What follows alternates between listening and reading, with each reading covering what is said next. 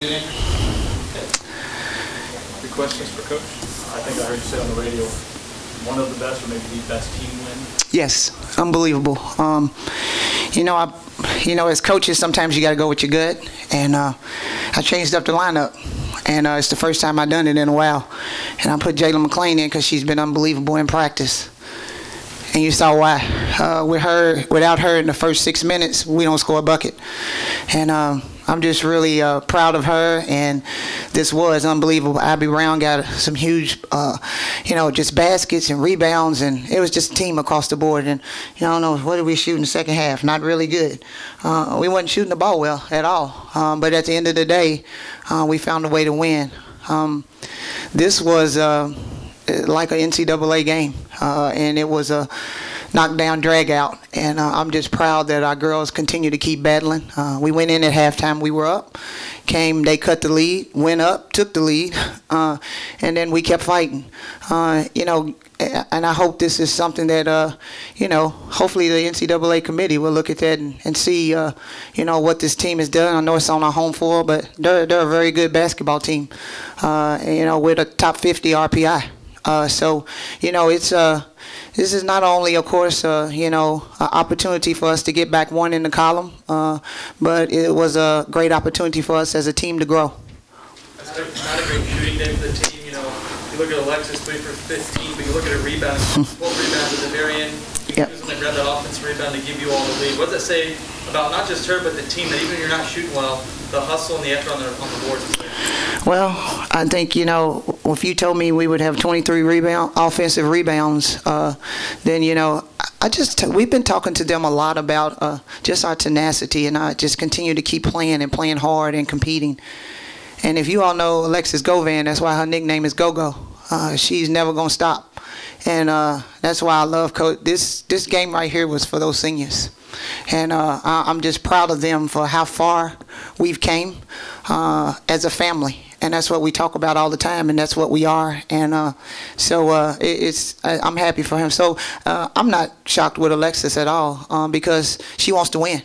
She's one of the most competitive people I've ever been around, and that's why I love coaching her. What was your message to your team going into that last timeout? I mean, you had to make a defensive stand, and how proud were you of the way they were able to make it? I told them take a deep breath and put a smile on their faces, and this is what it's all about. You play for these moments.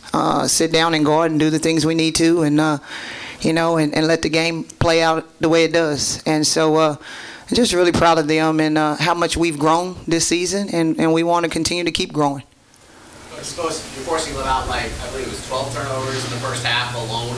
How impressive is that for your team? How do you feel about that? That's what we do. I love the opportunity to be able to coach this team and be able to change up defenses because I've been around basketball for a long time and coached, and I know how hard it is sometimes for players to be able to change on the fly.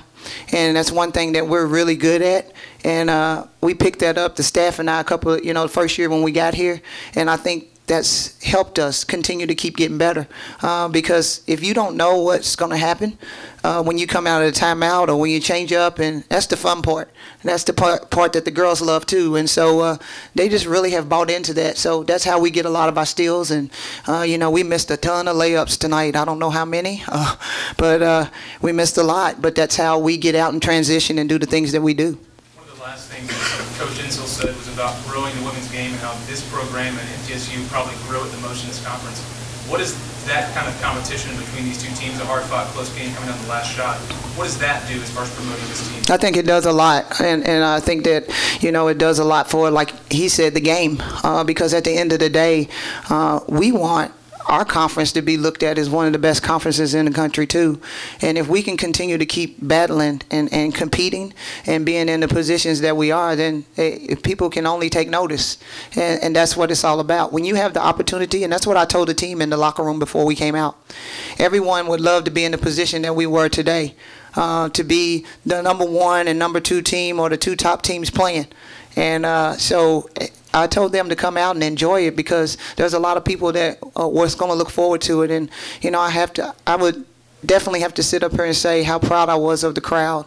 amazing crowd in here and just the atmosphere, and I'm just happy that our girls were able to do the things that we needed to down the stretch to get the win. You mentioned Ivy Brown earlier, but her and Maria Gaines, after that 5-minute mark in the first half, when that run started defensively against Parker, what did they bring to this team on the bench? Just a lot. And to be able to sub Chastity out and put someone in and give Chastity a blow and just give them an opportunity to get those minutes. Ivy Brown was huge for us tonight. And she's continuing to grow more and more. And it's doing nothing but helping our team. And, again, that's across the board. I think, like I said, different people stepped up today. And I talk to them about that all the time. When your number is going to be called, you have to be ready. Early on, shots aren't falling. I think you maybe got down 14-6. What are you saying to the team, either from the sidelines during a timeout, to either calm her down or just kind of reassure them, keep shooting and stay calm? I think the biggest thing that I try to do is make sure that I stay calm, because they feed a lot off of me. And so what I tried to make sure is that, we got to that. I was going to let them play because I knew it was going to be a lot of high emotions. The game's been talked about in January. Everybody's been talking about this game. And so I know the emotions would be high, and then we just try to continue to keep weathering the storm.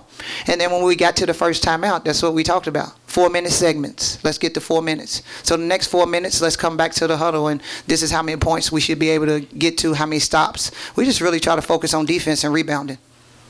Coach, how big was it that point guard gets hurt for them and the other one's on the bench with 3 fouls to close the first half on that big run and get the lead? How key was that to be successful? Yeah, it was crucial, and I think it was really important that, when you're in the game and game situations, you have to take advantage of whatever situation you're in. And I think at the end of the day, we just try to continue to keep playing and doing what we were doing to be aggressive, because that's what we had talked about. We wanted to make sure that we were the aggressor today. I think that was a preview of the game you'll see again next month. Probably so. I mean, everybody's got to take it when we're gonna definitely enjoy this, but we got to move on. We got a Florida swing here coming up, and we got to take care of business. And at the end of the day, that's what it's about. One game, one day at a time. And so we're excited about just the opportunity to be where we're at right now and to continue to keep working. Perfect time to head to Florida, isn't it? Yes, it is. Yeah, we're looking forward to it. Hopefully it'll be sunny and warm. Thank you all. Thanks.